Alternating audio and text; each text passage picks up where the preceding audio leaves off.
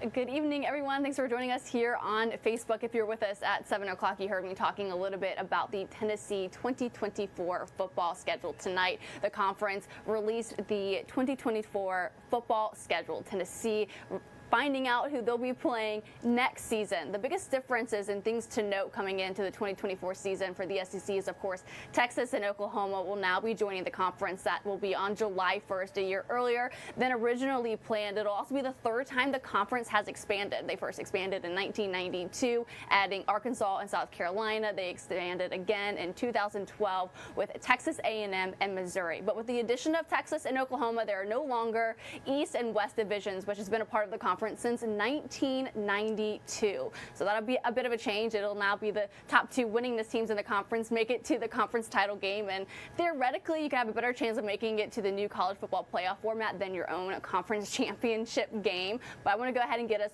to the Tennessee football schedule, those first 7 dates and who they'll be playing. So it'll be a 14-week regular season schedule. They'll have 12 opponents and 2 open dates. You see the first open date in their first 7 games. Their first game will be a home game against UT Chattanooga on August 31st.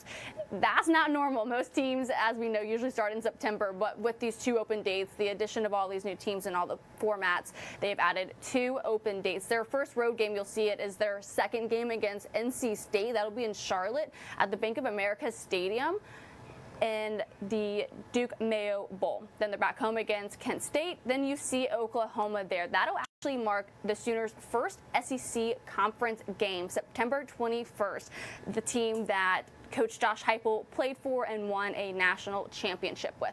Then it's an open date. Then you get on the road to Arkansas. Then the gauntlet for this team really starts when they're back home against Florida on October 12th, because who follows Florida? It's going to be Alabama, October 19th. But Vol fans might enjoy Alabama being back home, because I'm sure you all remember those goalposts coming down a year ago inside Neyland Stadium. Maybe that similar magic can happen again back home in those friendly confines. And then it's an open date again. You have 2 back-to-back games. It's Kentucky and Mississippi State. Then you're on the road, Sanford Stadium, Georgia Bulldogs, taking on that team on November 16th. And then you have another non-conference game. You'll have 8 conference games and 4 non-conference games in this new format. There'll be Texas El Paso at home. And then, of course, things that you can expect are teams ending the season the way they typically do.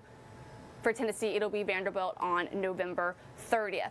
I want to dive in just to a trio of games that I think a lot of ball fans are going to want to hear a lot about. So we talked about Oklahoma, that game September 21st. All of these games are still TBD on times. They're still hammering those details out. There's not a lot of history between these two teams.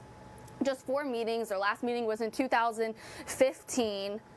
But it was also, like we mentioned earlier, the team that Coach Josh Heupel played for. He was also the co-offensive coordinator from 2011 to 2014. And prior to taking on that role, he was also the quarterbacks coach from 2006 to 2010. Those roles then combined. So that'll be a really exciting meeting, and I'm sure a nice game Coach Heupel will want to win out in Norman.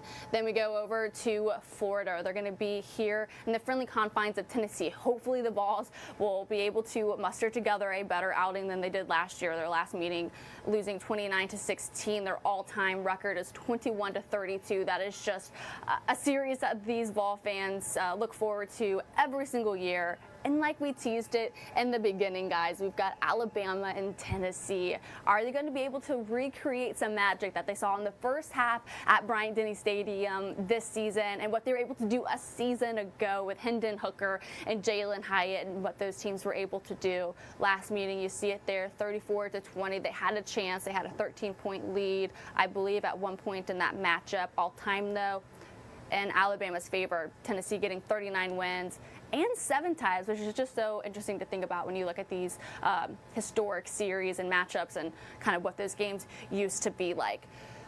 So then we'll come back over here. So yeah, like we said earlier, it's a 14-week schedule, 12 games, 2 open weeks. The SEC championship appears to be a week later. It looks like it's December 7th, 2024. So to incorporate all the extra games that these teams will play, you really want to make sure your team is able to stay healthy, that you've got depth that you can go to as the season wears on. 14 weeks is a really long time for these people. I remember in the NFL when they're talking about expending it one more week, 17, 18 weeks, why not? But a lot of excitement looking forward to with this team, a gauntlet of a season that they'll have in 2024, but of course a team looking forward to January 1st in the Citrus Bowl against Iowa. That's all we have for now. You can stay tuned with us online and on web later today.